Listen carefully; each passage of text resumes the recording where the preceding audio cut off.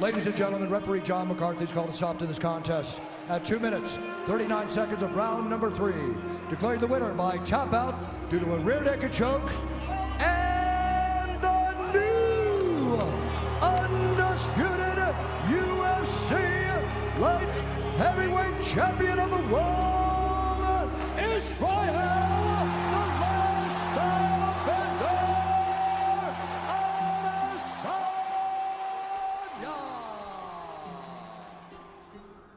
If you would like more videos made on the Israel Adesanya vs Jan Blachowicz fight, then be sure to show this by smashing the like button. Thank you for joining me once again, and welcome back to Keenan K TV. In this video, let us go over the 5 reasons why Israel the Last Stylebender Adesanya will be able to defeat the legendary Polish power of Jan Blachowicz. I will be making a similar video talking about the 5 reasons why Jan can win, so be sure to like and subscribe to the channel with the bell notification turned on so you don't miss it when it drops. And so with that being said, let us jump right into the video.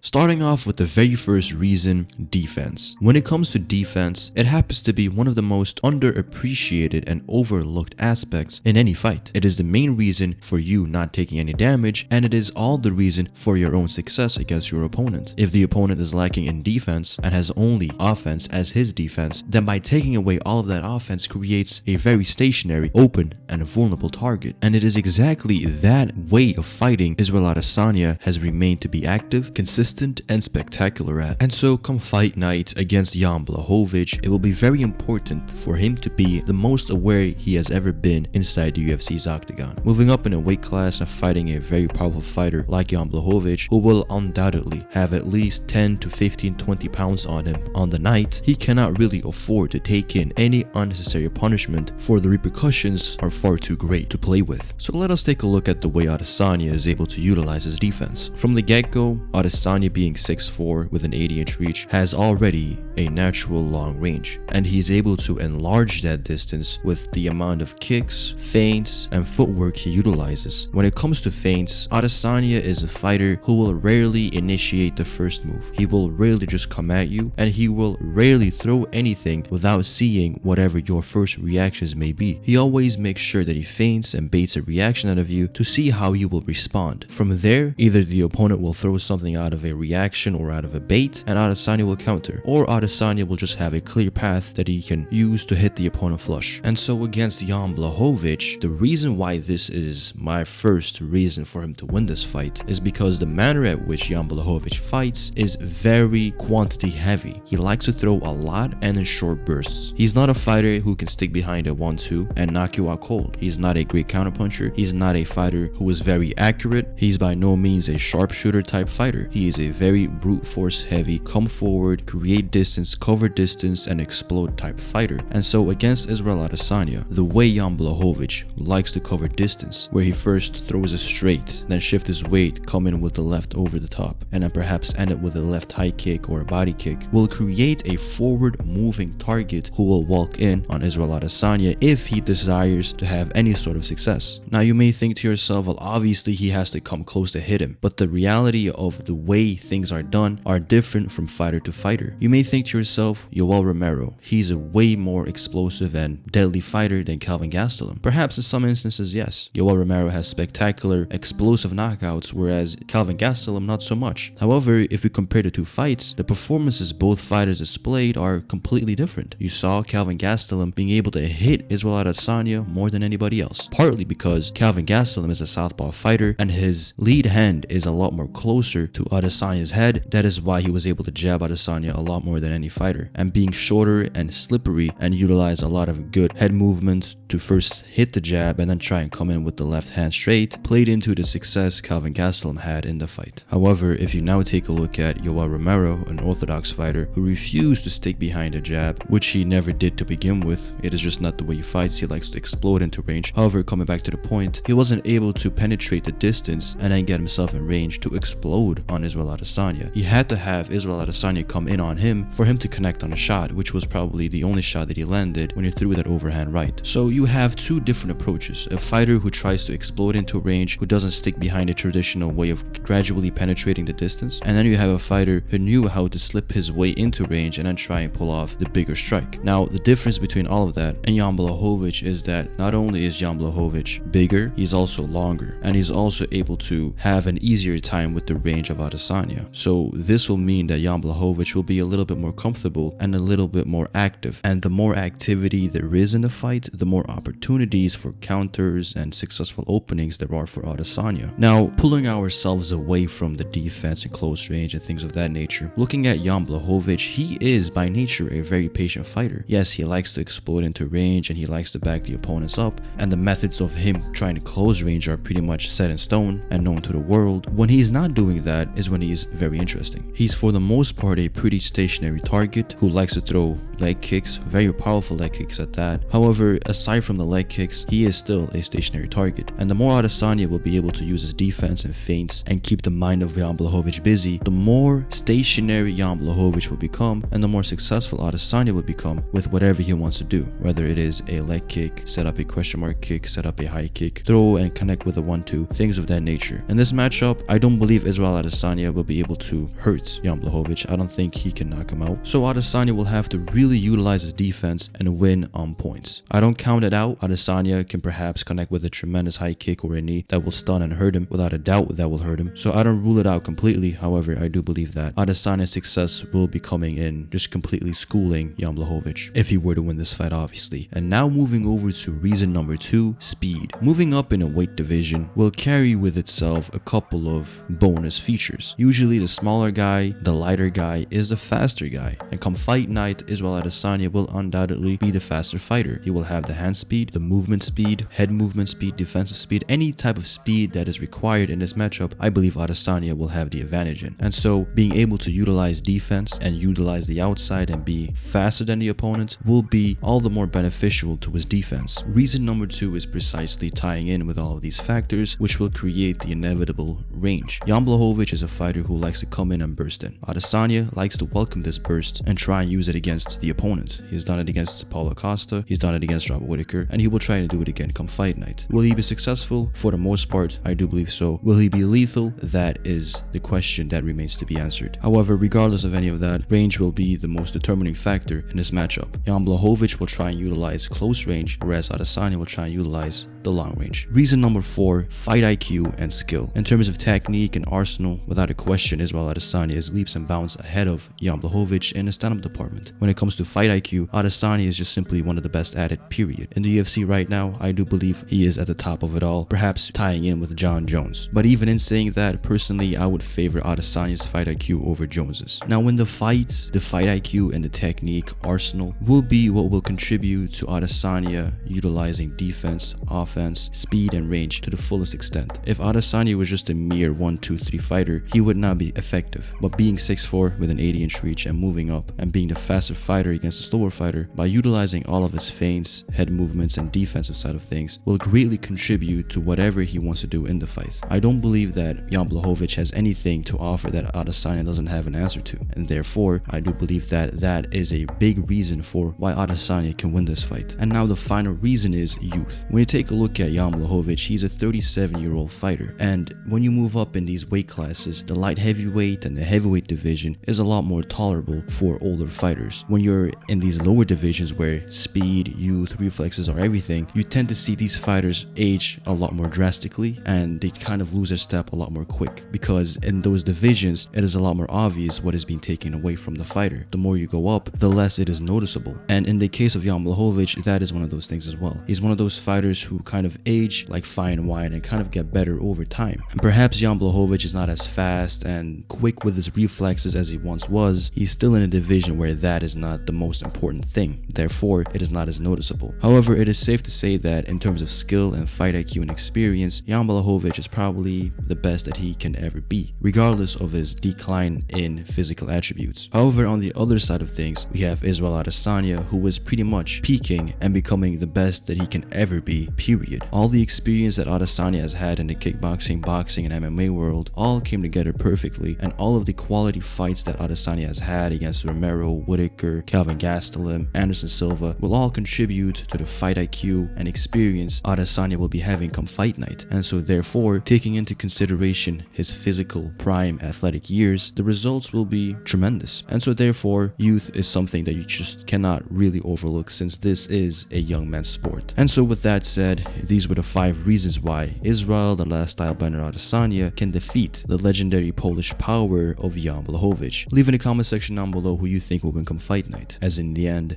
only time will tell what will truly happen. For now, I've been Keenan from Keenan KTV, signing off. Later.